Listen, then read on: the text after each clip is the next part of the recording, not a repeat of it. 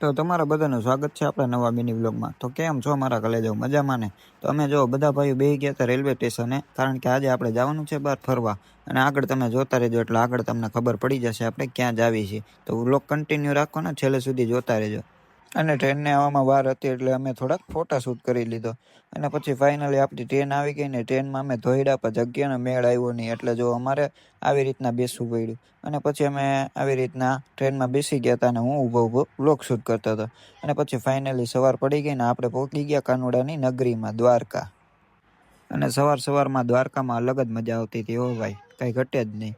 અને પછી ફાઇનલી આપણે રેલવે સ્ટેશનની બહાર નીકળી ગયા અને અમારે જવાનું હતું થોડુંક જ, એટલે પછી અમે કોઈ બેઠા નહીં રિક્ષામાં અને બધા હાલીને નીકળી ગયા આપણી લોકેશન ઉપર. અને પછી થયા હતા બધા ભૂખ્યા, એટલે બધા મંગાવી લીધો નાસ્તો. તમારે કોઈને બાકી હોય તો હાલો નાસ્તો કરવા, બાકી આમાં કંઈ વધશે નહીં.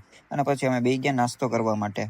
અને પછી ફાઇનલી આપણે જો નાહી ધોઈને થઈ ગયા ફૂલ કમ્પ્લીટ, અને બીજા બધા તૈયાર થતા હતા અને આપણે નાહીને થઈ ગયા હતા ફૂલ કમ્પ્લીટ. અને અહીંયા જો ફોટોશૂટ હાલતું હતું અને આપણે કેવા લાગી જરા કમેન્ટ કરી નાખજો. અને પછી ફાઇનલી અમે હાલીને નીકળી ગયા દ્વારકાના મંદિરે દર્શન કરવા માટે જોવા. અને બધા વ્લોગરિયા ભેગા થયા હતા એટલે બધા નકરા વ્લોગ જ ઉતારતા હતા. હવે આમાં કોનો વ્લોગ વાયરલ થાય એ તો ખબર નહીં. અને જો આપણે દ્વારકાધીશનું મંદિર દેખાઈ ગયું હતું, તો તમે બધા દર્શન કરી લેજો. અને પછી આપણે ફાઇનલી દ્વારકાની હાવ નજીક આવતા રહ્યા હતા. અને અંદર તો ફોન અલાઉ નથી, એટલે બહારથી બધા ધજાના દર્શન કરી લેજો. અને પછી અમે બધા રિક્ષામાં બેસીને નીકળી ગયા બેટ દ્વારકા બાજુ. અને પછી વચ્ચે આટલી બધી આવી ગઈ હોડી, હાલો આમાંથી જેની જે હોય એ લઈ જાજો.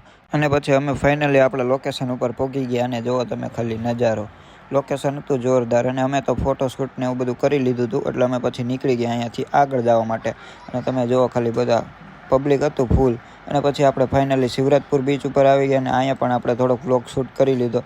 અને પબ્લિક એટલું બધું કાંઈ હતું ને, એટલે રખડવાની બહુ મજા આવતી હતી. તમે જો અમે બધા ઊભા હતા અને આપણે થોડીક ફોટોશૂટ ને એવું કરી લીધું. અને પછી અમે આવી ગયા રૂક્ષ્મણીજીના મંદિરે. ત્યાં પણ ફૂલ ટ્રાફિક હતું એટલે અમે અંદર ગયા નહીં. અને પછી આપણે ફાઇનલી આવી ગયા દ્વારકાધીશના મંદિરે પાછા, કારણ કે આપણે મેન દર્શન તો હજી બાકી જ છે. અત્યારે 5 વાગ્યા હતા એટલે નજારો જ કંઈક અલગ હતો. અને પછી ફાઇનલી અમે દ્વારકાધીશની સાવ નજીક આવતા રહ્યા હતા. અને જો અહીંયા પબ્લિક જ એટલું હતું અને જો કેવી મોજ હાલતી હતી.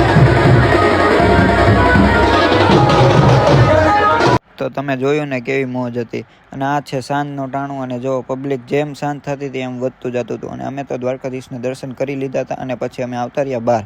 અને પછી આપણે ફાઇનલી પાછા ટ્રેનમાં બેસી ગયા. અને જો બધાને માંડ સીટ મળી એટલે બધા ઉપર બેઠા હતા અને બધા ફોનમાં મથતા હતા, કારણ કે બધા એકબીજાનામાંથી ફોટાને એવું ટ્રાન્સફર કરતા હતા.